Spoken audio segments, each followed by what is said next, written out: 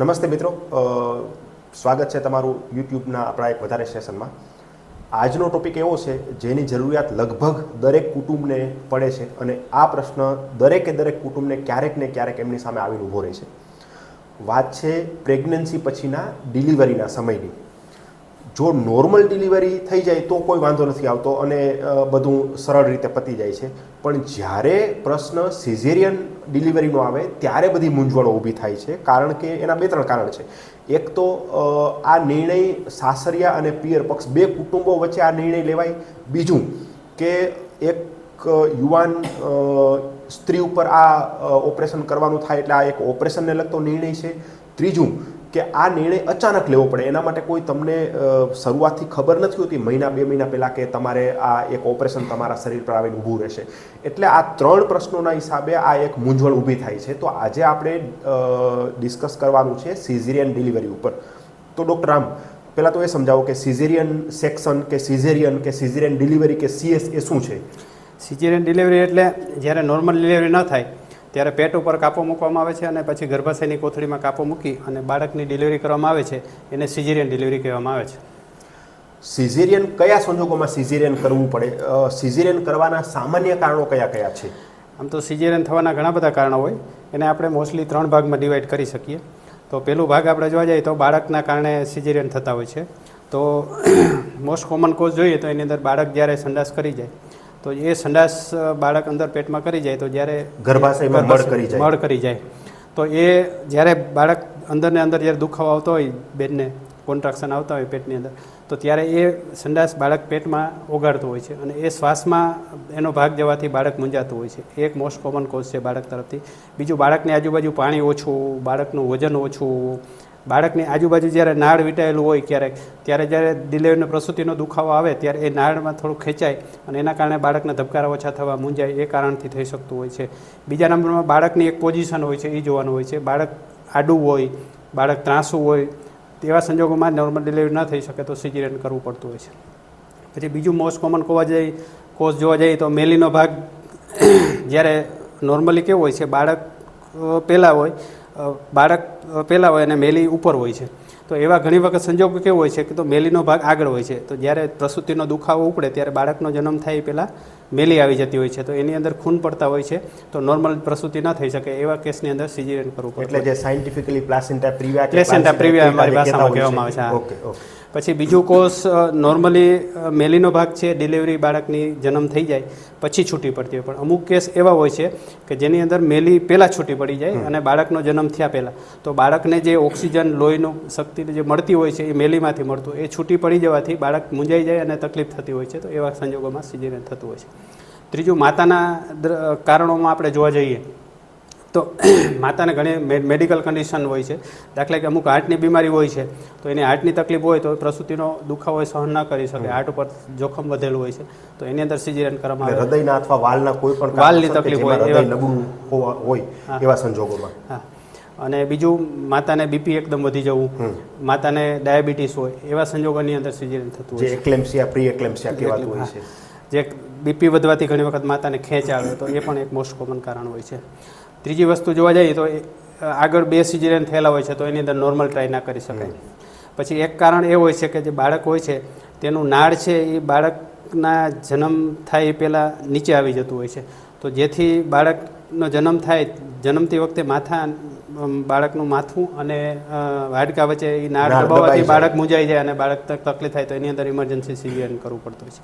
આ સિવાય આજકાલ IVFના કેસ વધી રહ્યા છે. મોટી ઉંમરે બાળક રહેતું હોય છે તો એમાં કોઈ જાતને નોર્મલ ડિલિવરીનું જોખમ ન લેતા હોય સિઝેરિયન ડિલિવરી હોય એટલા માટે. પછી અમુક કારણો એવાય પણ હોય છે કે જે માતા એમ કહે છે કે મારે નોર્મલ ડિલિવરી કરાવી જ નથી, એટલે એને caesarean delivery on mother demand, એટલે એવા સંજોગોમાં પણ થતું હોય છે. અમારા કેસમાં એવું હતું, અમે અમારું તારીખ નક્કી હતી કે આ તારીખે આટલા વાગે અમારે સિઝેરિયન ડિલિવરી જ કરવાની છે, નોર્મલ ડિલિવરીની ટ્રાય પણ નથી કરવાની. એટલે હા, વિલિંગલી અમે સિઝેરિયન કરાવેલું હતું. પછી બીજો એક કારણ હોય છે કે ઘણી વખત કેવું છે કે એક વખત પ્રસૂતિનો દુખાવો ઉપડો અથવા જ્યારે બાળક એની ડિલિવરીની તારીખ ટપી જાય ત્યારે દુખાવો ઉપડાવવામાં આવે છે, તો નોર્મલમાં વધુમાં વધુ તમે 24 કલાક સુધી ટ્રાય આપી શકો. તો અમુક એવા કેસ હોય છે કે 24 કલાકનો દુખાવો ઉપડે છતાંય એનો મુખ ન ખુલે અને બાળક નીચે ના આવે, ડિલિવરી ન થાય, તો એને નોન પ્રોગ્રેસિવ ઓફ લેબર કહેવાય. તો એવા સંજોગોની અંદર સિઝેરિયન થતું હોય છે. બરાબર છે. ડૉક્ટર શાલિન, આપણે ઘણીવાર સાંભળતા હોઈએ છીએ કે સિઝેરિયન હમણાં બહુ થાય છે, તો શું સિઝેરિયનના દર વધી રહ્યા છે? એટલે કે નોર્મલ ડિલિવરીની સાપેક્ષમાં સિઝેરિયન વધુ થાય છે? યસ ડૉક્ટર, ક્વેશ્ચન એકદમ સળગતો છે. કેમ કે છાપામાં પણ તમે અવારનવાર જોતા હો, સોશિયલ મીડિયામાં પણ જોતા હો કે સિઝેરિયનનો દર વધી ગયો છે. તેના કારણે દવાખાના ડૉક્ટર પર માછલા ધોવાતા હોય અને એમની ટીકા થતી હોય. પણ એનો જવાબ પણ એટલો જ રસપ્રદ છે. તો ગ્લોબલ લેવલ એટલે કે દુનિયાભરની આપણે વાત કરીએ તો જે વિકસિત દેશો છે, અમેરિકા, લેટિન અમેરિકા, જેના દેશો છે કે મેક્સિકો છે, બ્રાઝિલ છે, ત્યાં બધા એનો રેટ જે છે એ 50થી 60%. એનો મતલબ કે 100 ડિલિવરી થતું હોય તો એમાં 50 જેટલા સિઝેરિયન થતા હોય છે. તેની સાપેક્ષમાં જે અલ્પ વિકસિત દેશો છે આફ્રિકાના, એમાં એનો દર 10%ની આસપાસ છે અને અમુક દેશોમાં તો એ 5% કરતાં પણ ઓછો છે. આપણે એશિયા છે, ચીન છે કે યુકે છે, યુરોપના અમુક કન્ટ્રી છે, નોર્વે કે સ્વીડન, ત્યાં એનો દર એ 20થી 30%ની આસપાસ હોય છે. હવે ઇન્ડિયાની વાત કરીએ, ભારત દેશની, તો એમાં પણ જે દક્ષિણના રાજ્યો છે એટલે કે તમિલનાડુ છે, કર્ણાટક છે, કે જ્યાં ઇવન સાક્ષરતાનો દર પણ વધારે છે, ત્યાં એનો રેટ 50થી 60% જેટલો છે. જે યુપી છે, બિહાર છે, રાજસ્થાન છે, એ જે રાજ્યો છે, ઇવન જે પૂર્વના રાજ્યો છે, ત્યાં એનો દર ઓછો છે, એ 10થી 15%ની આસપાસ છે.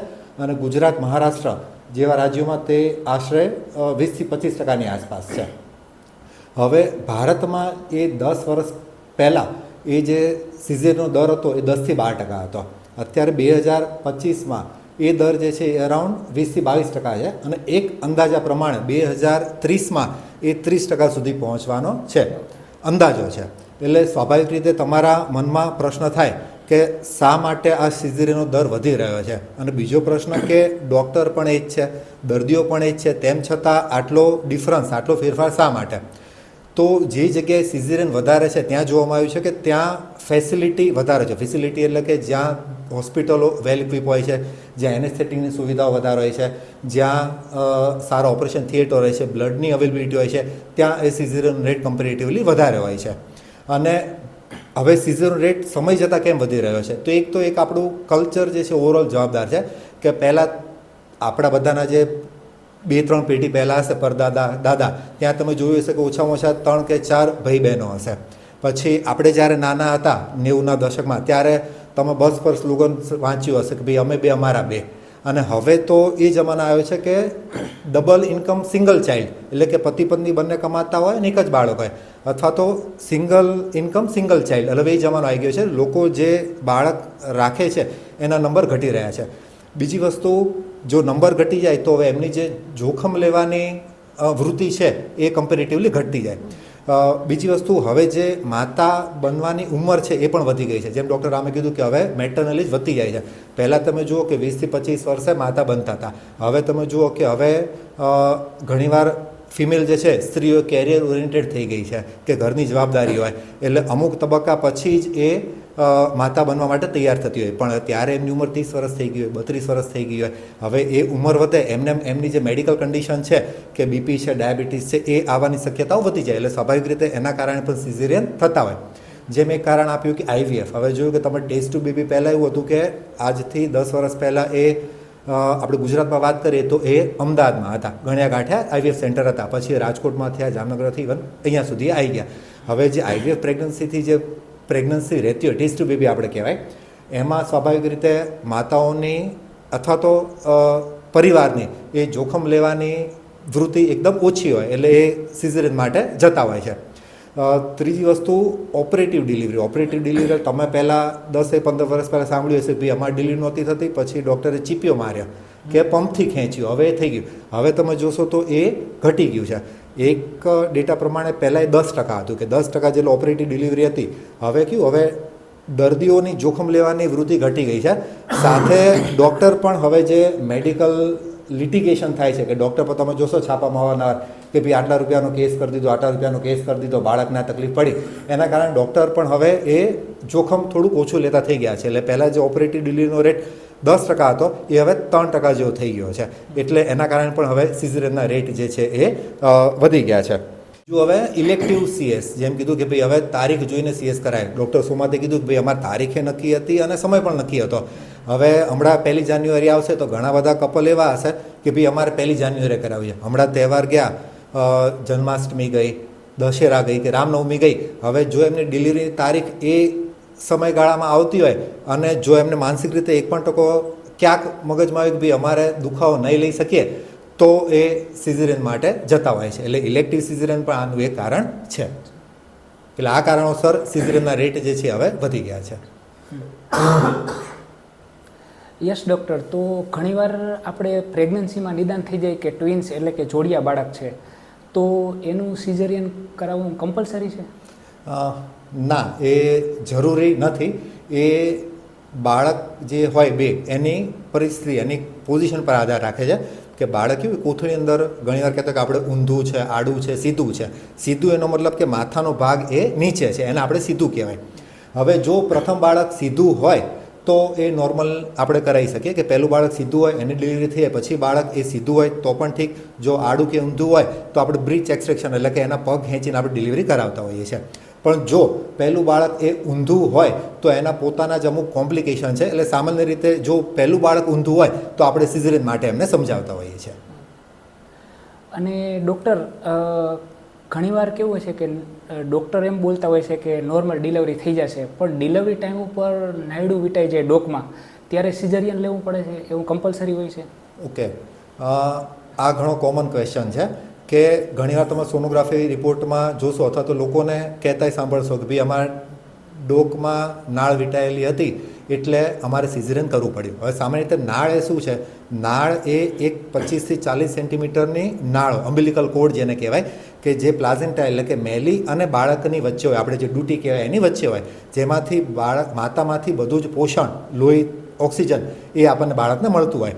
હવે નાળ વીંટાયેલી એ ઘણીવાર 1 આંટા હોય, 2 આંટા હોય કે 3 આંટા હોય, એને આપણે નકલ કોડ કહેતા હોઈએ.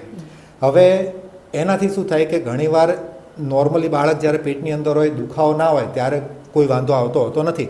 પણ જ્યારે ડિલિવરીનો દુખાવો ઉપડે ત્યારે એ નાળ ખેંચાવાની કે દબાવવાની શક્યતાઓ રહેલી છે.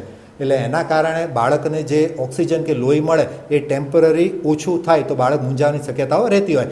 પણ આપણે એ કન્ટિન્યુઅસ મોનિટરિંગ કરીએ એટલે કે બાળકના ધબકારા આપણે જોતા રહીએ તો જો નાળ દબાય તો એના ધબકારામાં વધઘટ આપણને અંદાજો આવી જાય અને તાત્કાલિક આપણે એ સિઝેરિયન માટે સમજાવી શકીએ કે ભાઈ આ જોખમ છે તો આપણે સિઝેરિયન કરવું પડે.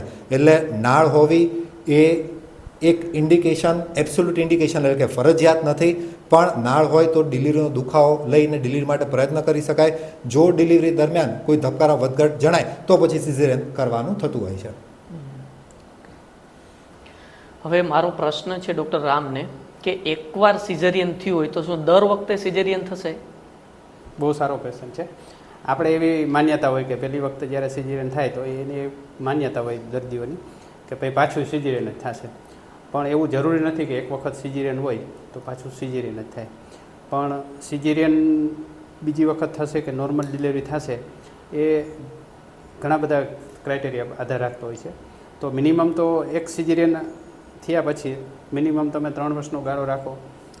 પછી 3 વર્ષનો ગાળો હોય તો તમે ઘણી વખત ટ્રાય કરાવી શકો.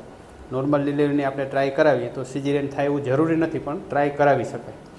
હવે સિઝેરિયન થશે કે નોર્મલ ડિલિવરી થશે એ આગળની વખત શેના કારણે સિઝેરિયન થયું હતું એ પણ ફેક્ટર કામ કરતો છે. તમને એક્ઝામ્પલ આપું તો પહેલી વખતે બાળક ઉથમું હોય તો તમે બીજી વખત નોર્મલ ડિલિવરી થવાના ચાન્સ વધારે હોય. ઘણી વખત મેલી આગળ હોય અને પહેલી વખતે સિઝેરિયન થયું તો બીજી વખત થઈ શકે. તો એ સિઝેરિયન ડિલિવરી આગળ હોય અને નોર્મલ કરાવીએ તો ગમે તે હોસ્પિટલમાં ના થઈ શકે. જ્યાં કમ્પ્લીટલી ડિલિવરીનો દુખાવો ઉપડે ત્યારે બાળકને માતાનું મોનિટરિંગ થઈ શકે, જ્યાં 24 કલાક બ્લડની સર્વિસ અવેલેબલ હોય, ઓપરેશન થિયેટર હોય કે જ્યાં તમે 24 કલાક ગમે ત્યારે સિઝેરિયનની જરૂર પડે તો તાત્કાલિક તમે કરી શકો. તો એવી હોસ્પિટલના અંદર સુપરવિઝન તમે નોર્મલ ડિલિવરી ટ્રાય કરી શકો. નોર્મલ ડિલિવરીની ટ્રાય કરીએનો મતલબ એવો નહીં થઈ જાય. પણ એક વસ્તુ જરૂરી છે કે સિઝેરિયન ડિલિવરી આગળ હોય અને નોર્મલ કરાવીએ તો દર્દીના સગાની સહમતિ જરૂરી છે. સહમતિ એટલા માટે જરૂરી છે કે ઘણી વખત કેવું થાય કે જ્યારે આગળ સિઝેરિયન હોય અને આપણે નોર્મલ ડિલિવરીની ટ્રાય કરાવતા હોઈએ તો પ્રસૂતિનો દુખાવો ઉપડે જ્યારે આગળના સિઝેરિયનના જે ગર્ભાશયની કોથળીમાં ટાંકા હોય એ તૂટી જવા અથવા છૂટા પડી જવા, આપણે કે કોથળી ફાટી ગઈ એના ચાન્સ રહેલા હોય. હવે એ કયા દર્દીના ક્યારે પ્રોબ્લેમ થઈ શકે એ આપણે ચોક્કસ કહી ના શકીએ. એટલે એ થોડું જોખમ રહેતું હોય, એ એક રિસ્ક રહેતું હોય, તો એ રિસ્ક સાથે સહમત હોય તો આપણે નોર્મલ ડિલિવરી કરાવી શકાય. એને આપણે અમારી ભાષામાં વિબેક કહેવાય. વિબેક એટલે vaginal birth after caesarean delivery.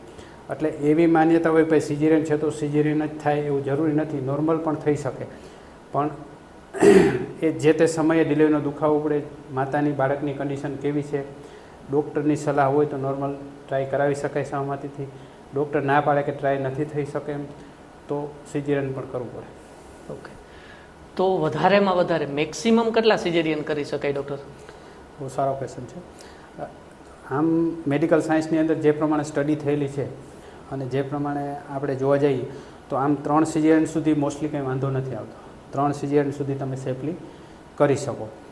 આમ ઘણી વખત કેવું છે 4 સિઝેરિયન 5 સિઝેરિયન થઈ શકે, પણ એની અંદર કેવું છે કે જ્યારે તમે 3 સિઝેરિયન આગળ હોય, આગળ 4 સિઝેરિયન હોય, 5મું તમે પ્રસૂતિ જ્યારે બાળક પેટમાં રાખે તો એની અંદર જ્યારે જેમ જેમ બાળક મોટું થતું જાય, 6, 7, 8મો મહિનો, ત્યારે ગર્ભાશયનું કદ મોટું થતું જાય. જ્યારે જે આગળના સિઝેરિયનના ટાંકા હોય 2 થી 3 વખત થયેલા હોય સિઝેરિયન એના, તો એ ખેંચાવાથી ક્યારેક તૂટવાની સંભાવના વધારે રહે છે. જે નોર્મલ 2 થી 3 સિઝેરિયન હોય એના કરતાં 4, 5માં પછી રિસ્ક વધતું જતું હોય છે. એટલે નોર્મલી રિસ્કના કારણે ડૉક્ટર તમને 3 સિઝેરિયન સુધી તમને એડવાઇસ આપતા, પણ 3 પછી તમને કોઈ રિસ્ક વગર તમે પ્રસૂતિ સિઝેરિયન થશે એવું કહી ન શકાય. એટલે થોડું રિસ્ક રહેલું હોય છે. એટલે જેમ જેમ સિઝેરિયન વધતા જાય એમ રિસ્ક વધતું જાય છે. એટલે 3 સુધી આઈડિયલી સ્ટડી પ્રમાણે જોવા જાય તો સેફ છે. 3 સિઝેરિયન સુધી કોઈ જાતનો વાંધો પછી બને ત્યાં સુધી જોખમ ના લેવું, જોખમ ના લેવું જોઈએ, આઈડિયલી ના લેવું જોઈએ. બરોબર. હવે મારો પ્રશ્ન ડૉક્ટર શાલિનભાઈને છે, તો શું સિઝેરિયન પછી જે બાળકો જન્મે એ નબળા હોય છે એના વિશે થોડો પ્રકાશ પાડો છે? ઘણો કોમન ક્વેશ્ચન છે કે બાળકનો જે આધાર છે એ એના જીનેટિક્સ અને પ્રેગ્નન્સી દરમિયાન માતાના જે પોષણ કે બાળકને જે પોષણ મળેલું છે એની ઉપર છે, ના કે ડિલિવરીના પ્રકાર પર. સિઝેરિયન માત્ર ડિલિવરીનો પ્રકાર છે કે જેની મદદથી બાળક જે છે આ દુનિયામાં આવે છે.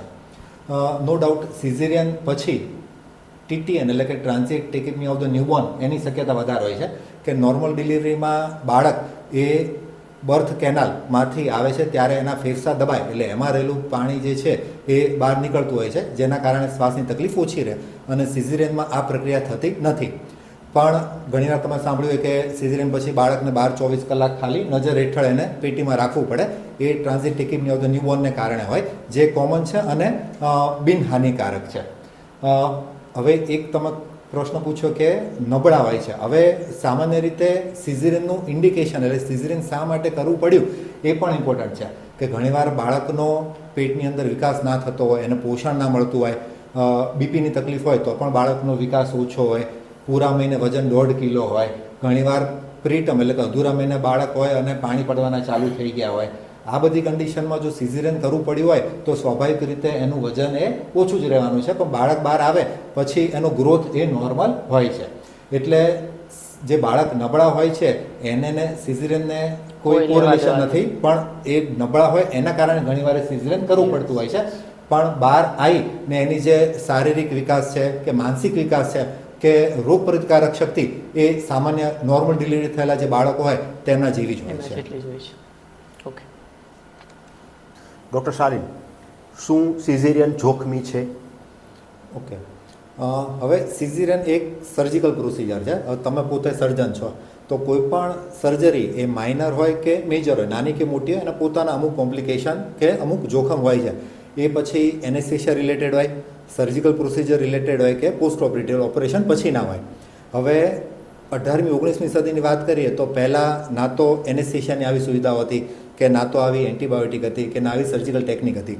એનેસ્થેશિયાની વાત કરીએ તો પહેલાં તમે સાંભળ્યું કે દર્દીને આખા બેભાન કરીને જનરલ એનેસ્થેશિયા આપીને સર્જરી કરતા હતા. જ્યારે હવે સ્પાઇનલ એનેસ્થેશિયા, રિજનલ એનેસ્થેશિયા એટલે કે એકદમ પાતળી નીડલથી કમરે સોય મારી કમરથી નીચેનો ભાગ ખોટો કરીને સિઝેરિયન કરતા હોય છે. એટલે એને લગતા જે કોમ્પ્લિકેશન છે એ ઘણા ઘટી ગયા છે. બીજી વસ્તુ સર્જિકલ ટેકનિક, કે સર્જિકલ ટેકનિક તમે પહેલાં જોશો તો એ ક્લાસિકલ સિઝેરિયન સેક્શન એટલે કોથળી પર ઊભો કાપો મૂકીને સિઝેરિયન કરતા હતા. જ્યારથી અમે પ્રેક્ટિસ ચાલુ કરી ત્યારથી અમે એક એવા દર્દી જોયા નથી કે જેમાં એ ક્લાસિકલ CS થયું હોય કે લોઅર સેગમેન્ટ સિઝેરિયન સેક્શન એટલે કે કોથળી પર આડો કાપો આવે છે જે ઘણો સેફ છે, એમાં હિલિંગ પણ ઘણું સારું હોય છે. અને ઇવન સ્કિન પર તમે ચામડી પર જોશો તો ફેન એન્ડ સ્ટાઇલ એટલે કે જે બિકિની કટ ઇન્સિઝન કહેવાય એ હોય છે કે જેમાં જોખમ પણ ઘણા ઓછા હોય છે અને ઓપરેશન બાદ હિલિંગ પણ ઘણું સારું હોય છે. તેવી જ રીતે એન્ટીબાયોટિક, આપણે કહી શકીએ કે એન્ટીબાયોટિક જે છે એ આખા વિશ્વ માટે એક વરદાન રૂપ છે કે એન્ટીબાયોટિકની શોધ થઈ પછી જે ઇન્ફેક્શન રિલેટેડ જે કોમ્પ્લિકેશન છે એ ઘણા ઓછા થઈ ગયા છે. ઇવન સ્યુચર મટીરિયલ એટલે કે જે દોરા આપણે વાપરતા હોઈએ એમાં પણ ઘણા ઇનોવેશન આવે છે. ઇવન હવે તો એ એન્ટીબાયોટિકવાળા દોરા જે સ્યુચર મટીરિયલ કહેવાય એ આવતા થઈ ગયા છે. બીજું સોનોગ્રાફી, કે સોનોગ્રાફીની મદદથી હવે આગોતરું પ્રિકોશન તરીકે આપણે જોઈ શકીએ કે મેલી નીચે છે કે નહીં, મેલી આખી ચોંટેલી છે કે નહીં, જે પ્લાઝેન્ટા એક્રેટા કે પરક્રેટા કહેવાય એ, જો એ કન્ડિશન હોય તો આપણે પહેલેથી તકેદારી રહીને કરી શકીએ. હવે આપણી જોડે પેથોલોજીસ્ટ છે તો એમને ખ્યાલ જ હોય કે પહેલાં બ્લડ ચડાવવું એ ઘણી અઘરી વસ્તુ હતી, કે બ્લડ ચડાવવું કે એના લીધે ઘણા કોમ્પ્લિકેશન થતા હતા. જ્યારે હવે નવા સ્ક્રીનિંગ આવી ગયા અને જે નવી ટેકનિક આવી છે એના કારણે બ્લડ ટ્રાન્સફ્યુઝન પણ હવે ઘણું સેફ થઈ ગયું છે. એટલે આપણે કહી શકીએ કે સિઝેરિયન એકદમ સેફ નથી પણ પહેલાં કરતાં તો ઘણા હવે એ સેફ થઈ ગયા છે. બીજી વસ્તુ એનાલ્જેસિક એટલે કે જે દુખાવાની દવાઓ જે છે એના કારણે પણ ઘણા એ સેફ છે. અને તમે હવે જોતા હશો કે એના કારણે દર્દીની રિકવરી પણ હવે ઘણી સારી થાય છે. કે અત્યારે તમે સિઝેરિયનમાં જુઓ તો 12 કલાકમાં લિક્વિડ ચાલુ એટલે પ્રવાહી ચાલુ થઈ જતું હોય છે, 24 કલાકમાં અર્લી મોબિલાઇઝેશન એટલે કે પેશન્ટ વોર્ડમાં આટા મારતા હોય છે, 36 થી 48 કલાકમાં રજા થઈ જતી હોય છે, અઠવાડિયામાં પોતાની રોજિંદી પ્રક્રિયાઓ અઠવાડિયા 10 દિવસમાં કરી શકાય છે તથા બાળકની પૂરેપૂરી સંભાળ એ લઈ શકે છે. ડૉક્ટર રામ, સિઝેરિયન ડિલિવરી પછીના સામાન્ય ગૂંચવણ એટલે કે કોમ્પ્લિકેશનો શું હોઈ શકે? કોમ્પ્લિકેશન એટલે શું તકલીફો થાય? હવે નોર્મલી કેવું છે, નોર્મલ ડિલિવરી થાય કે સિઝેરિયન થાય, અમુક કોમ્પ્લિકેશન એટલે અમુક જે તકલીફો થતી હોય એ કોમનલી બધેમાં થતી જ હોય. આપણે વાત કરીએ કે ડિલિવરી પછી ખૂન પડવા, ડિલિવરી પછી ખેંચ આવવી, એ નોર્મલ ડિલિવરી હોય કે સિઝેરિયન હોય ગમે તેને થઈ શકે. અત્યારે જેમ શાલિનભાઈ વાત કરી કે અત્યારે મોડર્ન સાયન્સ ટેકનોલોજી, એન્ટીબાયોટિક, એનેસ્થેસિયાની સારી ટેકનિકો, એના કારણે બહુ સરળ પ્રોસિજર થઈ ગઈ છે, જેથી કરીને એવું કોઈ મેજર કોમ્પ્લિકેશન નથી કે સિઝેરિયનની અંદર નોર્મલી ડિલિવરી થઈ હોત તો આ ન થાત અને સિઝેરિયનની અંદર થાય. એટલે આમ જો તો એકદમ સેફ છે. કોઈ એક્સ્ટ્રા કે જો નોર્મલ ડિલિવરીથી ઉપર એવું કંઈ કોમ્પ્લિકેશન હોય તો એ સિઝેરિયનને બહુ જોખમી કોમ્પ્લિકેશન કે આડઅસર થાય છે એવું નથી. હા, એક સિઝેરિયન છે એક સર્જિકલ પ્રોસિજર છે, તો ઘણી વખત કેવું છે કે જે સર્જરીને કારણે, એનેસ્થેસિયાના કારણે જે અમુક 1% જે જોખમ રહેલું હોય એ તો કોઈ પણ સર્જિકલ પ્રોસિજરમાં હોય છે. એ તો કોઈ પણ નસીબ પેલું હોય તો ગમે ત્યારે ગમે તેને પ્રોબ્લેમ થઈ શકે. બાકી કોઈ એક્સ્ટ્રા કોમ્પ્લિકેશન કે આડઅસર બહુ સિઝેરિયનની અંદર અત્યારે મોડર્ન સાયન્સ ટેકનોલોજીમાં ના કહી શકાય. ઓકે, એટલે ડ્યુરિંગ સિઝેરિયન અને પોસ્ટ સિઝેરિયન આ પ્રોસિજર સેફ છે. ઓકે. તો ડૉક્ટર રામ, ઘણીવાર દર્દીના સગાવાલા પૂછતા હોય છે કે સિઝેરિયન પછી શું કાળજી લેવી જોઈએ આપણે? બહુ સારો ક્વેશ્ચન છે. હવે નોર્મલી આમ જોવા જઈએ તો પહેલું તો આપણે એક સિઝેરિયન ડિલિવરી એટલે સર્જિકલ પ્રોસિજર થઈ હોય છે, તો એની અંદર એક હાઇજીન રાખવી જરૂરી છે. એટલે સ્વચ્છ કપડાં પહેરવા, શરીર ચોખ્ખું રાખવું એ જરૂરી હોય છે. પછી બીજા નંબરમાં પૌષ્ટિક આહાર લેવો જોઈએ અને ડૉક્ટરની સલાહ મુજબ જે દવાઓ હોય એ રેગ્યુલર લેવી પડે. બીજા નંબરમાં પૂરતો આરામ કરવો જરૂરી છે સિઝેરિયન પછી. એટલે પૂરતો આરામ આમ જોવા જાઓ તમે સિઝેરિયન પછી તો 15 દિવસ સુધી એ એબ્સોલ્યુટ આરામ કરવો જોઈએ. એબ્સોલ્યુટ આરામ એટલે એવું નહીં કે ભાઈ બેડમાં જ પડ્યું રહેવાનું. એની રૂટીન એક્ટિવિટી તો જાતે કરી જ શકે, પણ થોડો બેડ રેસ્ટ ને એવું કરતું રહેવાનું. અને 15 દિવસ પછી એટલે 1.5 મહિના સુધી એને વજનવાળું કામ નહીં ઉચકવું, એવું થોડું ધ્યાન રાખવાનું. બાકી રૂટીન એક્ટિવિટી ચાલુ કરી શકતા હોય છે. અને એક બાળકનો જન્મ થાય સિઝેરિયન પછી એનો બ્રેસ્ટ ફીડિંગ રેગ્યુલર માતાએ કરાવતું રહેવું જોઈએ. ઘણી વખત આપણે માન્યતા હોય કે ભાઈ સિઝેરિયન પછી બાળકને ધાવણ ન જ આવે અને મોડું આપી અને બીજું બધું આપતા હોય છે, તો એ ન આપવું જોઈએ અને ધાવણ જ આપવું જોઈએ. અને એક સિઝેરિયન થાય તો મિનિમમ કોઈ પણ ડિલિવરી થાય કે સિઝેરિયન થાય 3 વર્ષનો ગાળો રાખવો જરૂરી છે. તો એના માટે કોન્ટ્રાસેપ્ટિવ મેથડ એટલે ગર્ભનિરોધક સાધનોનો ઉપયોગ કરવો જોઈએ, જે તમારા ડૉક્ટરની સલાહ મુજબ તમારે કરવું જોઈએ. જેથી 3 વર્ષનો ગાળો રાખી શકાય તો પાછી 3 વર્ષ પછી નોર્મલ ડિલિવરીની પણ ટ્રાય ઘણી વખત થઈ શકતી હોય છે.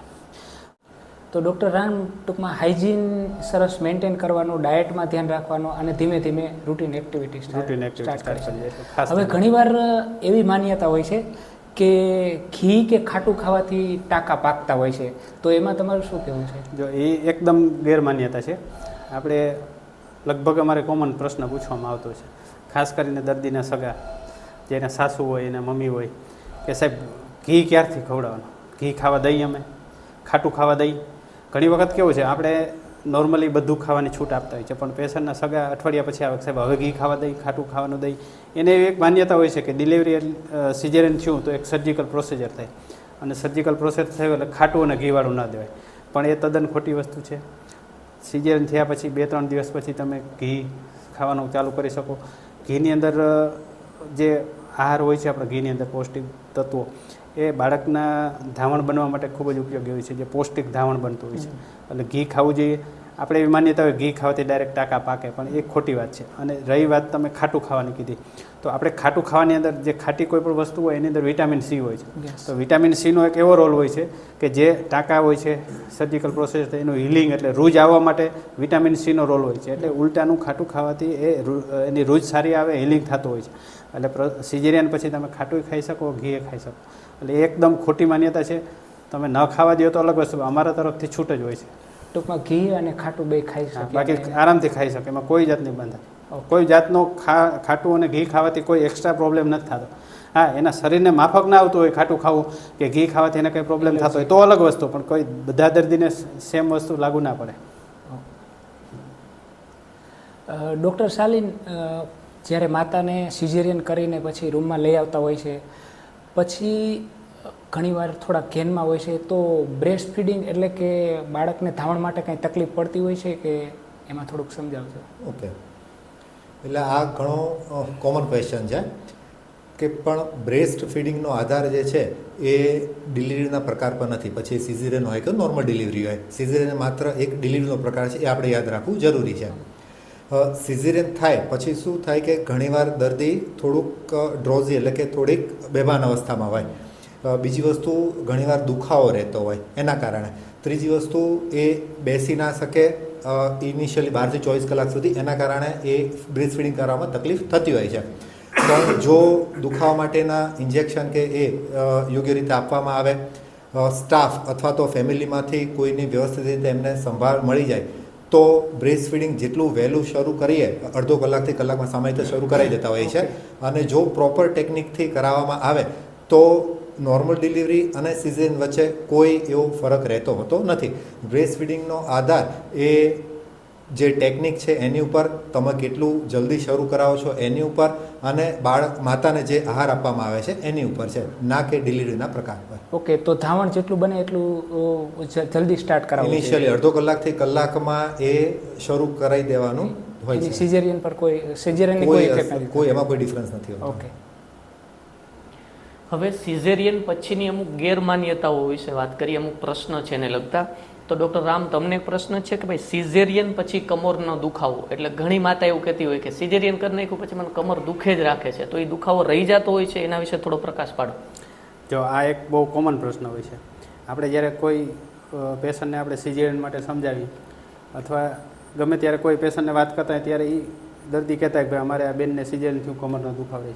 પણ સિઝેરિયન થવું અને કમરનો દુખાવો લાંબો ટાઈમ રહેવો એને કોઈ લેવા દેવા નથી.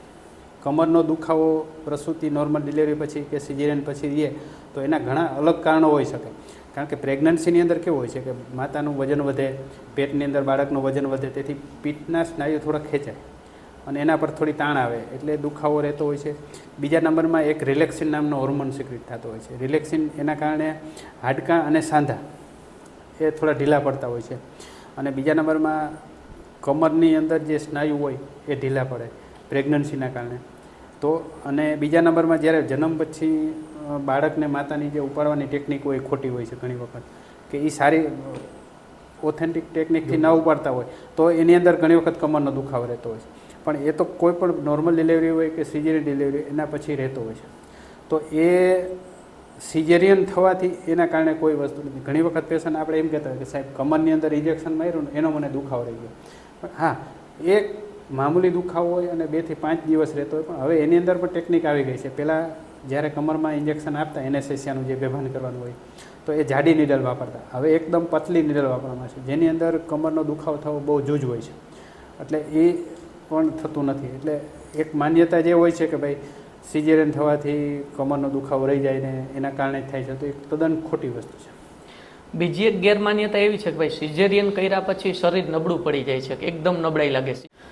તો ડૉક્ટર રામ, તમારા કહેવા મુજબ સિઝેરિયન પછી જે કમરનો દુખાવો થાય એવી જે એક ગેરમાન્યતા છે એ સિઝેરિયનને લીધે દુખાવો નથી થતો. હા, એ પાક્કું. તો નોર્મલ ડિલિવરી કે સિઝેરિયન કોઈ પછી જો કમરનો દુખાવો થતો હોય એ ન થાય, અથવા એવા કઈ આપણે કાળજી લઈ શકીએ કે જેને લીધે દુખાવો ઓછો થાય?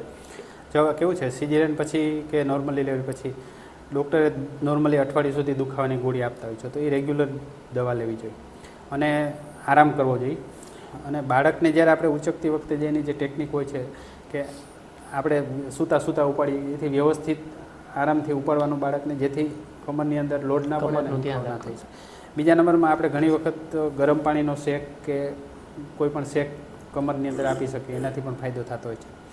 અને બીજું એક એ વસ્તુ છે, ઘણી વખત થોડો દુખાવો રહેતો હોય તો તમે ફિઝિયોથેરાપિસ્ટ પાસે જઈ અને કસરત કરાવી શકો છો. અને નોર્મલી ડૉક્ટરની સલાહ મુજબ કમરનો દુખાવો ન થાય એની કસરત આવતી હોય છે, એ ડૉક્ટરની સલાહ મુજબ કરવી જોઈએ, તો જેથી કરીને મામૂલી જે કમરનો દુખાવો હોય એ નિવારી શકાય. બીજી એક માન્યતા એવી છે કે સિઝેરિયન કર્યા પછી શરીર નબળું પડી જાય છે, ઘણી બહેનો એવું કહેતી હોય, તો એના વિશે થોડું? ના, એવું કશું નથી હોતું.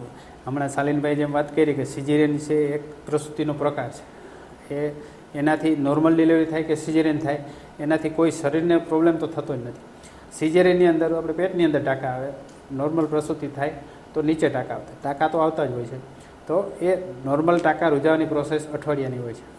હવે પ્રસૂતિ પહેલાં જે ફિઝિયોલોજી આપણા શરીરની બોડીની રચના હોય એવી જ રચના 1.5 મહિના પછી થઈ જતી હોય છે. એટલે 1.5 મહિનો એ જે પ્રસૂતિમાં જે અમુક બોડીમાં ફિઝિયોલોજીકલ ચેન્જીસ આવ્યા એ નોર્મલ થતાં 42 દિવસ, એટલે એપ્રોક્સિમેટ 1.5 મહિના જેવો સમય લાગતો હોય છે.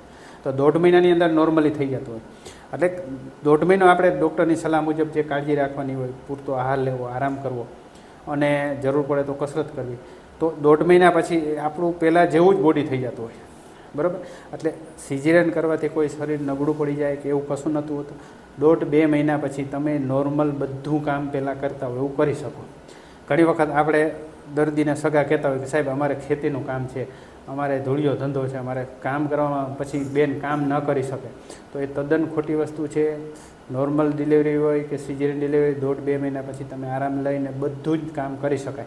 એવી માન્યતા હોય કે સિઝેરિયનવાળી બાઈનું શરીર નબળું પડી જાય અને જાજરું થઈ ગયું શરીર અને કામ ન કરી શકે, તો એ ખોટી માન્યતા, બધું કામ કરી શકે. એટલે એ સિઝેરિયનનું બહાનું દઈને ના કામ કરવું એ વસ્તુ ખોટી છે, એટલે એ હાવ એકદમ ગેરમાન્યતા છે.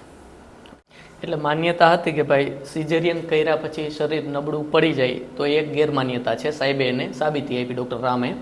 તો હવે ડૉક્ટર શાલિનને પ્રશ્ન પૂછીએ, તો શું નબળી સ્ત્રી હોય એને સિઝેરિયન કરવું પડે? એવી પણ એક માન્યતા છે કે બેન નબળા છે ને એટલે એને સિઝેરિયન કરવું પડે, તો એના વિશે થોડો પ્રકાશ પાડો. ઓકે, એટલે આ વાતો કહેવાતી હોય કે ભાઈ શારીરિક કાં તો માનસિક નબળા છે એના કારણે સિઝેરિયન કરવું પડ્યું, પણ યાદ રાખો સ્ત્રીઓ નબળી નથી હોતી.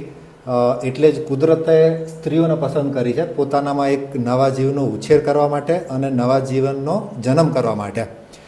બધી જ પ્રેગ્નન્સી, એટલે કે દરેક પ્રેગ્નન્સી યુનિક હોય છે, દરેક બર્થ, દરેક ડિલિવરી એ પણ યુનિક હોય છે. એટલે કોઈ પણની સરખામણી બીજા જોડે કરવી એ યોગ્ય નથી. જેમ ડૉક્ટર રામે કીધું કે સિઝેરિયનના પોતાના અમુક ઇન્ડિકેશન હોય છે, એ કોઈ પણ વ્યક્તિમાં, એ કોઈ પણ દર્દીમાં, કોઈ પણ સ્ત્રીમાં એ સિઝેરિયન પોસિબલ છે કે એ જરૂરી શક્ય બનતું હોય છે.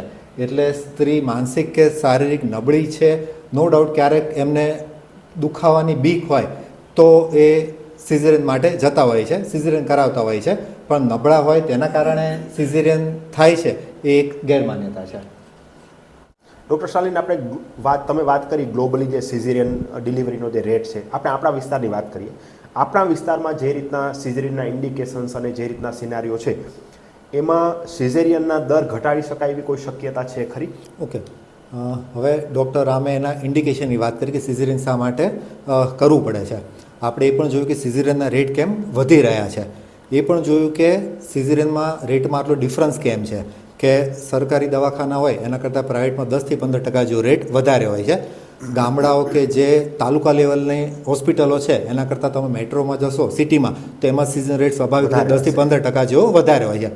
હવે પ્રશ્ન થાય કે સિઝેરિયનનો રેટ ઘટાડવો કેમ છે, કેટલો ઘટી શકે? હવે એક ડેટા કે એક સ્ટડી પ્રમાણે છે કે ભાઈ 15થી 20% સુધીનો સિઝેરિયન રેટ છે એ આઈડિયલ છે. એના પર વધારે સિઝેરિયન થાય તો એને એ લોકો અનનેસેસરી એટલે કે બિન ઉપયોગી એ સિઝેરિયન એ કહેતા હોય છે. પણ એ દર્દી, ડૉક્ટર કે એ પરિસ્થિતિ પર આધાર રાખતું હોય છે. હવે ઘટાડવાના આપણે કારણો જોઈએ તો એક કારણ બીક હોય છે. દર્દીને દુખાવાની બીક હોય છે. એને આપણે જેમ ઊંચાઈની બીક હોય, પાણીની બીક હોય, એમ ડિલિવરીના દુખાવાની બીક હોય. કે તમે સોશિયલ મીડિયામાં સાંભળ્યું હોય કે ઘણા કોઈના મોઢે વાત સાંભળી કે દુખાવો આટલો થયો સહન ના કરી શક્યા, એના ફોકોફોબિયા કહેવાય. એ ઘણીવાર પહેલી ડિલિવરીમાં હોય અને ઘણીવાર એક ડિલિવરી નોર્મલ થઈ ગઈ હોય પણ એને એક ટ્રોમેટિક એક્સપિરિયન્સ થયો હોય કે એને એક માનસિક આઘાત લાગ્યો હોય એટલે ઘણીવાર નક્કી કરે કે ભાઈ મારે હવે ડિલિવરીનો દુખાવો લેવો જ નથી, હવે મારે સિઝેરિયન જ કરાવવું છે. પણ આવા કિસ્સામાં જો પ્રોપર એમનું કાઉન્સેલિંગ કરવામાં આવે, એમની જે બીક છે એમને દૂર કરવામાં આવે, એમને જે નોર્મલ ડિલિવરીની પ્રક્રિયાઓ છે એના પ્રત્યે એમને સભાન કરવામાં આવે. ઇવન ડિલિવરી દરમિયાન એમને કોઈક કમ્પેનિયન એટલે કે કોઈક કાં તો એમના પતિ છે કાં તો ફેમિલી મેમ્બર, આપણે સાસુ હોય છે કે ઘણીવાર સુયાણી હોય છે, એ હાજર હોય તો એ નોર્મલ ડિલિવરીની શક્યતાઓ વધી જતી હોય છે. ઇવન ટ્રેન મિડવાઇફ જેને ડોલા કહેવાય, ડોલા જો એ હોય તો પણ નોર્મલ ડિલિવરીનો રેટ એ વધી જતો હોય છે. હવે બીક દુખાવો તો રહેવાનો, દુખાવો જે છે એ ઘણી એમ કહેતા હોય છે કે ભાઈ એ 20 હાડકાં તૂટે એટલો ડિલિવરીનો દુખાવો હોય છે. એ સ્વાભાવિક રીતે એ સાંભળીને જ સ્ત્રીઓ દર્દીઓ બી જતા હોય છે. તો હવે એપિડ્યુરલ એનાલિસિસ આવે કે કમરમાં સોય મારી કન્ટિન્યુઅસ ઇન્જેક્શન આપે જેથી કરીને દુખાવો ઘટી જાય. તો એપિડ્યુરલ એનાજેસિયાથી પણ એને એ બીક દુખાવો ઘટાડી શકે, નોર્મલ ડિલિવરીની શક્યતાઓ વધી જતી હોય છે. પણ એના પણ પોતાના અમુક ફાયદા અને ગેરફાયદા હોય છે. તમે ઘણીવાર સોશિયલ મીડિયામાં જોયું હોય તો વોટર બર્થ, ફોરેનમાં તમે યુએસ અમુક વિડીયો જોયો તો વોટર બર્થ હોય કે એક ટબ હોય મોટું, ગરમ પાણી ભર્યું નવસેકું, એમાં દર્દી ડિલિવરી કરાવતા હોય, જોડે એમના પતિ બેઠા હોય. એટલે એવું જો વાતાવરણ પૂરું પાડવામાં આવે જે પાણી, એના કારણે દુખાવો પણ ઓછો રહે છે અને પ્રસવની પ્રક્રિયા જે છે એ પણ સરળ રહેતી હોય છે. એટલે આ બધી વસ્તુઓ આપણે એપ્લાય કરીને આપણે સિઝન રેટ ઘટાડી શકાય છે દર્દી માટે. અને ડૉક્ટરો માટે આગળ વાત કરીએ એ પ્રમાણે ઓપરેટિવ એટલે ડિલિવરી માટે જે પંપ કે ચીપિયો હોય છે જે અત્યારે ઓછો થઈ ગયો છે, એ જો ટ્રેન થાય વધારે તો એ સિઝેરિયનનો રેટ કમ્પેરેટિવલી થોડો ઘટાડી શકાય છે. પણ સિઝેરિયન રેટ આપણે ઘટાડવાની વાતો કરી, સિઝેરિયન રેટ કેમ વધી ગયો છે એની વાત કરી, પણ હું સાથે એક ઇન્ટરેસ્ટિંગ, આશ્ચર્યજનક અને આનંદદાયક એક ડેટા છે કે આ બધા જે એડવાન્સમેન્ટ થયા કે સિઝેરિયનનો તમે રેટ વધ્યો, આપણે વાત કરી, પણ એના કારણે માતા મૃત્યુદર કે દર 1 લાખ બર્થ થાય ત્યારે માતા મૃત્યુદર છેલ્લા 25 વર્ષમાં એટલે 2000થી ને અત્યાર સુધીમાં એ 40% જેટલો ઘટ્યો છે. અને જે બાળકનો મૃત્યુદર છે એ 50% જેટલો ઘટ્યો છે.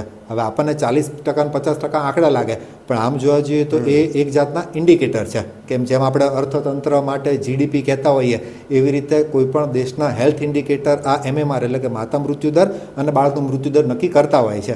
એટલે એ રીતે એ ઘણો સુધારો જોવા મળ્યો છે. ઇવન લોંગ ટર્મ મોર્બિડિટી આ CP ચાઇલ્ડ એ પણ હા કે હવે ઘણીવાર બાળકને ડિલિવરી ટાણે, ડિલિવરી વખતે છેલ્લી ઘડીએ ઓક્સિજન ઓછું મળે, એને મગજને અસર થઈ જાય અને એ CP એટલે કે સેરેબ્રલ પાલ્સીમાં એ પરિવર્તન થતું હોય છે.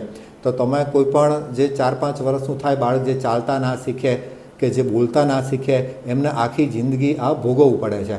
હવે એ બધી મોર્બિડિટી જે છે, મૃત્યુદર તો ઘટ્યો છે પણ આ બધી તકલીફો જે વેઠવી પડતી હોય છે એમાં પણ ઘણો ઘટાડો થયો છે. ડૉક્ટર રામ, લોકો છાશવાર એવું કહેતા જોવા મળે છે કે ડૉક્ટરો પૈસા લૂંટવા માટે સિઝેરિયન કરે છે. સોશિયલ મીડિયામાં ઘણીવાર ન્યૂઝપેપરમાં આપણે વાંચતા હોઈએ છીએ કે સિઝેરિયન એટલે ડૉક્ટરો દ્વારા પૈસા લૂંટવાનું એક સાધન થઈ ગયું છે. આ હકીકત છે? આ હે ને બહુ એક સળગતો પ્રશ્ન છે. લોકોની એકદમ ખોટી ગેરમાન્યતા છે. અને જો કોઈ પણ પેશન્ટ દર્દી આપણી પાસે હોસ્પિટલે આવે બરાબર છે તો કોઈ ડાયરેક્ટ બોર્ડ જોઈને નથી ચડી જતો. કોઈ દર્દીનો રિવ્યૂ લે, કોઈનો રેફરન્સ લે અને એ એક શ્રદ્ધા સાથે આવતું હોય, એક વિશ્વાસ સાથે આવતું હોય. દર્દી અમારે પ્રેગ્નન્સીની અંદર કેવું છે 9 મહિના બતાવતું હોય છે, એટલે 9 મહિના મલ્ટિપલ વિઝિટ થતી હોય છે, એટલે દર્દી અને ડૉક્ટર પ્રત્યેનો બોન્ડ બનતો હોય છે. હવે આપણે જેમ આગળ વાત કરી કે સિઝેરિયનનો કારણ શું છે, તો એ કારણો મુજબ જ્યારે આવીને ઊભા રહીએ ત્યારે આપણે સિઝેરિયન કરવું પડતું હોય. ડૉક્ટરની પ્રાયોરિટી શું હોય કે માતા અને બાળ સુરક્ષિત રહે. જેમ શાલીનભાઈ વાત કરી છે કે અત્યારે મોડર્ન જમાનાની અંદર સિઝેરિયન આ રેટ વધ્યો છે, પણ સામે માતા મૃત્યુ અને બાળ મૃત્યુ પણ ઘટ્યા છે એકદમ. એટલે એ સુરક્ષિત રાખવું જરૂરી છે, અને એવા ઇન્ડિકેશન આવીને ઊભા રહીએ ત્યારે સિઝેરિયન કરવા પડતા હોય. જેમાંના ઘણા કારણો છેલ્લી ઘડીએ ખબર પડે. અમુક કારણો એવા હોય કે આપણે પહેલેથી ખબર હોય કે ભાઈ આમાં સિઝેરિયન થશે, તો આપણે પહેલેથી મેન્ટલી પ્રિપેર હોય. પણ ઘણા બધા એવા કારણો હોય છે, મને કે પ્લાસેન્ટા એક્રિટા છે તો આપણે પહેલાથી ખબર હોય, પણ બ્રીચ ડિલિવરી પહેલાથી ખબર ન હોય. હા, એટલે એવા ઘણા બધા હોય છે કે બાળક ઘણી વખત પ્રસૂતિનો દુખાવો એપડા પછી સંડાસ કરતો હોય, બાળકને પછી મૂંઝાણ થતું હોય. એવા તો ઘણા બધા કારણો હોય. ઘણી વખત કેવું છે કે પછી દુખાવો વધે નહીં, રસ્તો ખુલે નહીં, એ બધા કારણો જ્યારે દાખલ થાય અને જે કન્ડિશન હોય ત્યારે આપણે, કારણ કે ઘણી વખત દર્દી અને એના સગા કેવું કહેતા હોય છે કે ડૉક્ટર તમે 9 મહિના અમને બરાબર છે કીધું, અને તમે છેલ્લી ઘડીએ એમ કહો છો કે સિઝેરિયન કરવું પડશે, તમે તો અમારો ભરોસો તોડો છો. એટલે એવા પણ કિસ્સા હોય કે દર્દીને સગા સિઝેરિયન માટે કહેતા હોય, પણ અમને એવું લાગે કે નોર્મલ થઈ શકે છે સેફલી, કોઈ પણ જાતની હાનિ વગર, તો એ નોર્મલ ઘણીવાર થઈ જતી હોય. પણ એ મોસ્ટલી ક્યારે થતું હોય છે કે જ્યારે પ્રસૂતિનો છેલ્લે જ્યારે પ્રસૂતિ થવાની હોય 1-2 કલાક પહેલાં જે એકદમ સિવિયર પીડા થતી હોય છે બેન, ત્યારે બેનની મેન્ટલ કન્ડિશન એવી હોય કે એને એમ થાય કે હું પીડામાંથી છૂટી થાઉં, એટલે એ એક જાતની વાત જ કરતી હોય કે ભાઈ મારે સિઝેરિયન કરી નાખો.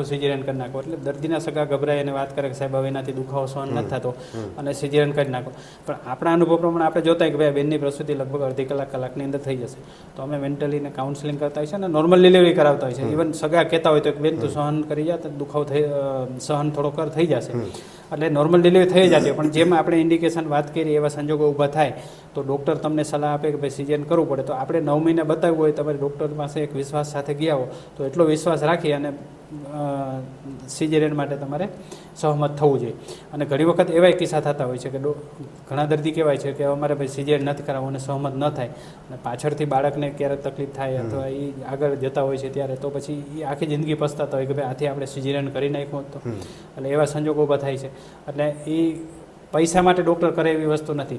આમ તમે જોવા જાઓ તો ગવર્મેન્ટની અંદર 20-25% સિઝેરિયનનો રેટ હોય છે, તો ગવર્મેન્ટમાં ડૉક્ટરને તો કોઈ સિઝેરિયન કરે તો કોઈ પૈસા તો લેવા દેવા નથી. તો એ આવા કારણ હોય તો એ લોકો કરતા જ હોય છે, પણ એક ખોટી ગેરસમજ ઊભી થયેલી હોય છે કે ભાઈ ડૉક્ટર સિઝેરિયન માટે પૈસા માટે સિઝેરિયન કરતા, પણ તો એક ખોટી માન્યતા છે. તો હવે તમે આ વાતને નકારો છો કે પૈસા માટે ડૉક્ટર સિઝેરિયન નથી કરતા, તો પછી એવું કેમ બને કે ઘણી વખત એક ડૉક્ટરે સિઝેરિયનની સલાહ આપી હોય અને એ જ બીજી જગ્યાએ નોર્મલ ડિલિવરી થતી હોય છે? જો આમાં સિઝેરિયનની અંદર કેવું છે, ઘણા બધા કારણો કેવા હોય છે કે એબ્સોલ્યુટ કારણ કહેવાય. એની અંદર સિઝેરિયન થાય એટલે થાય જ, એટલે કે બાળક સાવ આડું હોય, પછી આગળ 2 સિઝેરિયન હોય, પછી મેલીનો ભાગ સંપૂર્ણ આગળ હોય, તો એવા અમુક કેસ હોય એની અંદર તો 100% કે આ પેશન્ટને સિઝેરિયન જ થશે. ઓકે કોઈ પણ ડૉક્ટરને બતાવે એબ્સોલ્યુટ. ઘણા બધા કેવા કે રિલેટિવ ઇન્ડિકેશન, દાખલા કે જેમાં નોર્મલ ડિલિવરી થવાની પણ શક્યતા હોય છે, પણ એની અંદર બાળકને રિસ્ક રહેતું હોય, મધરને રિસ્ક રહેતું હોય. હું તમને એક એક્ઝામ્પલ આપું કે બાળક ઉથમું છે, તો ઉથમું બાળક હોય તો તમે નોર્મલી પ્રસૂતિ કરાવી જ શકો, પણ એની અંદર ઉથમા બાળકની અંદર કેવું થાય કે જ્યારે પ્રસૂતિ થતી હોય ત્યારે બાળકને પગેથી જન્મે, એટલે પગ, પેટ, હાથ બધું આવી જાય. હવે એના પગ કરતાં એનો માથાનું સાઇઝ મોટી હોય કુદરતી રીતે, જે માથું કમ્પ્રેસ ના થાય, હાથ પગ તમારા દબાઈ ત્રાસો થઈને નીકળી જાય. પણ એ જ્યારે ડિલિવરી કાઢતી વખતે બાળકનું માથું, તો ત્યારે જ્યારે બાળક મૂંઝાય કે ન નીકળી શકે, 5 મિનિટથી વધારે સમય લાગે માથું કાઢવામાં, તો બાળક મૂંઝાય, બાળકને શ્વાસમાં તકલીફ થાય, ઇવન બાળકને મૃત્યુ પણ થઈ શકે. હવે એ 5-10% રિસ્ક રહેલું હોય. હવે કોને પ્રોબ્લેમ થશે, કયા બાળકને થશે, એ જન્મતી વખતે જ તમને ખબર, ત્યારે પછી તમારા હાથમાંથી સિઝેરિયનનો ટાઈમ જતો રહ્યો થવાનું નથી. એટલે માટે તો 100% છે. હા, બરાબર છે. એટલે એ રિસ્ક લેવું કે ના લેવું, તમે ઘણી સિઝેરિયનની અંદર રિસ્ક વર્સિસ બેનિફિટ, તમને ફાયદો શું છે અને એમાં જોખમ શું છે એના અનુભવે થતું હોય છે. પછી એ જ રીતે તમે દાખલા કે બાળક સંડાસ કર્યું હોય અને મૂંઝાય, બરાબર છે, તો હવે ઘણી વખત કેવું બાળક સંડાસ કર્યું હોય તો એ બાળકના શ્વાસમાં જાય તો ઘણી વખત તકલીફ થાય, ઘણી વખત નહીં થાય. ઘણી વખત બાળક સંડાસ કર્યા પછી 6 કલાક પછી નોર્મલ પ્રસૂતિ થાય તો ઇવન બાળકને પેટીમાં ના રાખવું પડે, કંઈ તકલીફ ના થતી હોય. અને ઘણા બાળકને ઇવન સિરિયસ 5 દિવસ 7 દિવસ દાખલ રાખવું પડે. ઇવન આગળ જતાં જેમ કીધું બાળકને માનસિક તકલીફ થાય, એવા બધા કારણો થતા હોય. એટલે એક કયા બાળકને થશે એવું આપણે શ્યોર ના કહી શકતા. એટલે ડૉક્ટર પોતાના એક્સપિરિયન્સ પ્રમાણે એ આ બધી એના અનુભવ પ્રમાણે એ લોકો નિર્ણય લેતા હોય છે. એટલે તમે આજે પ્રેક્ટિસ કરતા, હું પ્રેક્ટિસ કરતો હું, મારો અનુભવ શું છે, મારો કોન્ફિડન્સ શું છે, એ તમારો અલગ હોય છે. એટલે 19-20 ફરક હોય છે. આજે ઘણી વખત કેવું છે, અમુક ડિલિવરીની અંદર કોઈ ડૉક્ટર થોડું જ રિસ્ક લેતા હોય, ઘણી વખત નહીં લેતા હોય. ઘણી વખત આજે આ દર્દી છે તો એના સગા જરાય રિસ્ક લેવા ના માગતા હોય, તો અમે નોર્મલ પ્રસૂતિમાં થતી હોય તો એ ન કરે, કારણ કે રિસ્ક થાય, કંઈ પ્રોબ્લેમ થાય તો ડાયરેક્ટ બ્લેમ ડૉક્ટર પર આવે. એટલે આ બધા રિલેટિવ કારણો છે. આવી જ રીતે તમે જોવા જાઓ તો ઘણી વખત કેવું હોય કે એક પેશન્ટ તમને અહીંયા તમે સિઝેરિયનનું કીધું તો બાળક સંડાસ કરી દીધું, તમે એને રિસ્ક એક્સપ્લેન કર્યું, પેશન્ટ બીજી હોસ્પિટલે જાય કે બીજે જાય તો એ સમયગાળાની અંદર એનો પ્રસૂતિનો દુખાવો ઉપડે અને ત્યાં થોડું રિસ્ક લે તો નોર્મલ થઈ જાય. એ રિલેટિવ ઇન્ડિકેશનની અંદર કંઈ પણ થઈ શકતું હોય. એટલે એ ડૉક્ટર ટુ ડૉક્ટર વેરી હોય, એટલે થોડોક ડિફરન્સ હોય. એટલે એ બધી એવું જરૂરી નથી કે ભાઈ આ સિઝેરિયન કીધું એટલે આનું સિઝેરિયન થાય, પણ આ બધા રિસ્ક વર્સિસ બેનિફિટ જોવાનું હોય છે. એટલે આ બધા બરાબર છે પ્રશ્ન કે થતા હોય છે. એબ્સોલ્યુટ ઇન્ડિકેશનમાં કોઈ ડાઉટ નથી, હા. It is caesarean only. હા. પણ રિલેટિવ ઇન્ડિકેશન્સમાં બે ડોક્ટરનો મત અલગ અલગ હોઈ હોઈ શકે. શકે. પણ છતાંય તે જે સૌથી વધારે આ સિઝેરિયન ડિલિવરીમાં સૌથી વધારે બ્લેમ ડોક્ટર પર લાગતા હોય છે, ગાયનેકોલોજીસ્ટ પર, હવે હું કે ભાઈ ડોક્ટરો તો એ પૈસા માટે જ કરે છે, પૈસા માટે જ કરે છે. મોસ્ટ ઓફ ધી જે લોકો સિઝેરિયન ડિલિવરી માંથી જે પાસ થયા હોય એમાંથી વધારે પડતા લોકોના, અથવા તો જે લોકો વધારે પડતા સોશિયલ મીડિયામાં એની ભડાશ કાઢતા હોય, એ લોકો તો એમ જ કહે છે કે પૈસા માટે જ તમે કરો છો. જો હવે તમને હું એક્ઝામ્પલ આપું કે અમે ડૉક્ટર છીએ, આપણે અત્યારે 5 ફ્રેન્ડ છીએ, તો તમે આપણા લવિંગ મતલબ Better half. Spouse better half છે, તો એમાં એનાથી તો વિશેષ તમારે કંઈ હોય નહીં. તો Obviously. આપણે વાત કરીએ તો આમાં આપણે કેટલાના સ્પાઉસને સિઝેરિયન થયું છે, બરાબર છે. તો હવે જ્યારે તમે આપણે ડૉક્ટર પાસે ગયા હોય કે પ્રસૂતિ કરાવી હોય છે, ત્યારે તમને જરૂર ઇન્ડિકેશન લાગ્યું હોય તો તમે કોઈ બીજાનું ઓપિનિયન લીધું હોય કે તમે કોઈ જાતનું વિચાર્યા વગર નિર્ણય લીધો જ હોય છે સિઝેરિયનનો. કારણ કે આપણે એ જ પ્રાયોરિટી હોય કે ભાઈ માતાને બાળકને સુરક્ષિત ન થવું હોય. જોઈએ. આપણે 9 મહિના બાળકને પેટમાં રાખ્યું હોય અને મોટું કર્યું હોય. હવે આજના જમાનામાં કેવું છે કે 6-7 ડિલિવરી 5 ડિલિવરી કરવાની નથી હોતી, મોસ્ટલી 1 થી 2 બાળક સુધી લિમિટ રહેતા હોય છે. એટલે બાળકને અને માતાને કંઈ ના થાય બહુ મહત્ત્વનું હોય છે. એટલે આપણે યોગ્ય નિર્ણય લેતા જ હોય છે. આપણે આપણા સંબંધી આપણા ઘરના જ વાત કરીએ કે મારા ભાઈના ઘરના છે કે મારી બેન છે, તો એનું સિઝેરિયન થયું હોય છે, બરાબર છે. તો એનું થવાનું કારણ છે તો હું નોર્મલ ના કરાવું. જે વસ્તુ ઇન્ડિકેશન આવ્યું હોય તો થતું હોય છે. 19-20 આમ કેમ થતું હોય છે, તો કોઈ કેસની અંદર કોઈને અસંતોષ થયો હોય તો એ બધી વસ્તુ સેમ જ છે એવું માની ના લો. ઓકે. તો ડૉક્ટર રામ અને ડૉક્ટર શાલિની, આપણા પોડકાસ્ટને તમે કન્ક્લુડ કેવી રીતે કરશો? ઓકે. તો સિઝેરિયન એ એક ઓપરેશન છે, ડિલિવરીનો પ્રકાર છે કે જેના દ્વારા બાળકને આપણે પેટ પરથી એ દુનિયામાં લાવીએ છીએ. કોઈ પણ ડૉક્ટરનો આશય એ માત્ર માતા અને બાળકની જે સેફટી છે એ સુનિશ્ચિત કરવાનો હોય છે. અને સમય જતાં જેમ જેમ દિવસે નવી ટેકનોલોજી આવતી જાય છે, જે નવા સંશોધનો થતા જાય છે, એમને સિઝેરિયન હવે ઘણા સેફ થતા જાય છે. હવે જે આપણી સિઝેરિયન વિશે ગેરમાન્યતાઓ છે એ ગેરમાન્યતાઓ દૂર કરી અને સિઝેરિયન વિશે સાચી સમજ કેળવીએ અને બાળ તથા માતાને સુરક્ષિત બનાવીએ.